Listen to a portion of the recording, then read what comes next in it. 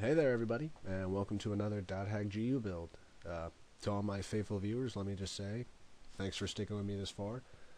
I know it's been a while since I posted any content, but I've been kind of busy in the last couple years with college and other obligations, and I have been working on this particular build, but it's tied to a specific time of year, and I never had it perfectly complete for that time of year up until now, so I just never actually released the video. Now, before I can actually show you the build, I need to give you some history, because the build is centered around something that pretty much anybody outside of Japan wouldn't know about, and if I understand correctly, most of my viewers are not Japanese, so history lesson is kind of needed here. So for all of you diehard fans who've watched all the .hack TV series, you may remember that in the TV series .hack Legend of the Twilight, in episode 4, which, side note, has a very, very good song called Beautiful by the band Roundtable featuring Nino. But in episode 4, the gang with Shugo and all of them are celebrating a special event on the Japanese calendar known as Tanabata. Now, I guess the question that everybody will be having is, what is Tanabata? Well, that's what I'm going to tell you. Tanabata is a very special time of year that is celebrated in Japan that originates from a legend that I think was brought over from China in like the 8th century or somewhere around there. Anyway, in the story, there are these two lovers, Princess Orihime, who is a seamstress who wove beautiful clothes by the Milky Way, and a cowherder named Hikaboshi.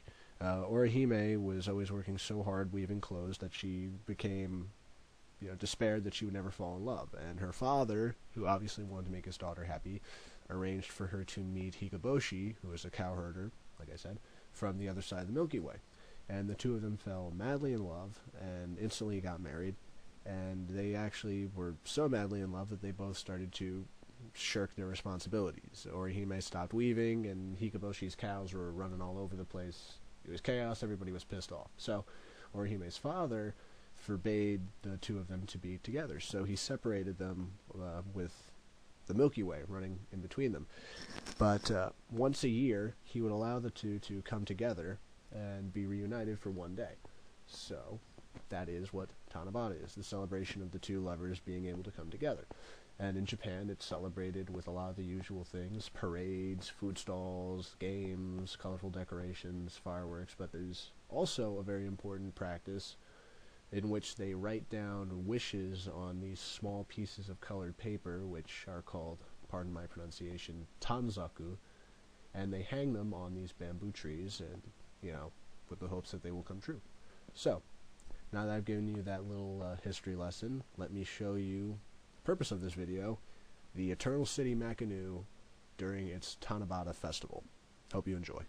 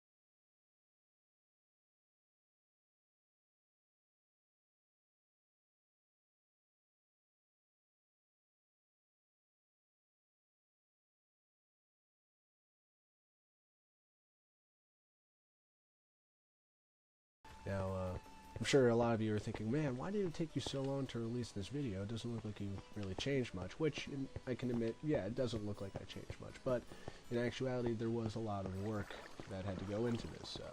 The city was originally designed to be viewed during the day, so there was absolutely no lighting whatsoever going on in the city. So we had to rip out all of the interiors of the buildings, put in new floors and lights so that they would actually look populated. We had to put in a whole lighting scheme for all the roadways, which was tedious. And then we also went back and improved a lot more of the canals, widening them, connecting them, and populating them with boats and whatnot. And then after we did all of just that kind of basic stuff to convert it to a nighttime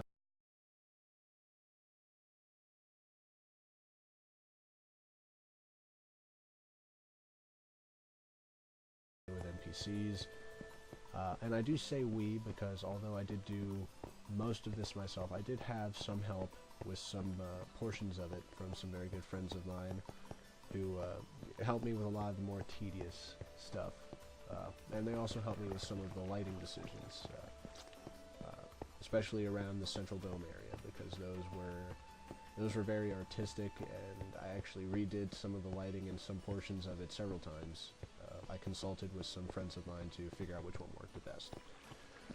So, as you can see, very populated because, well, it's a festival, and it would be pretty pointless if I were to show you the whole city filled up and lit up and didn't have anybody running around in it. So I tried to up my game on populating it with NPCs this time around.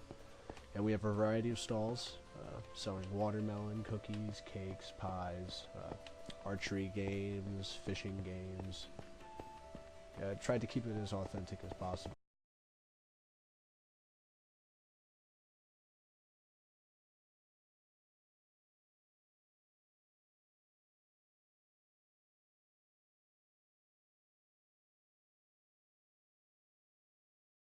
The Central Dome, because that really is, as always, the money shot. Now, as I mentioned in the intro, and you may have seen in some of the slides there, like I said, a big part of Tanabata is writing your wishes down on tanzaku and hanging them to bamboo, so I wanted to keep authentic, and so me and a couple of my friends who are fans of the series came up with some wishes and wrote them on some signs and attached them to the bamboo. Some of them are jokes, some of them are serious. Hope nobody was offended by any of the more crass humor they may have seen, but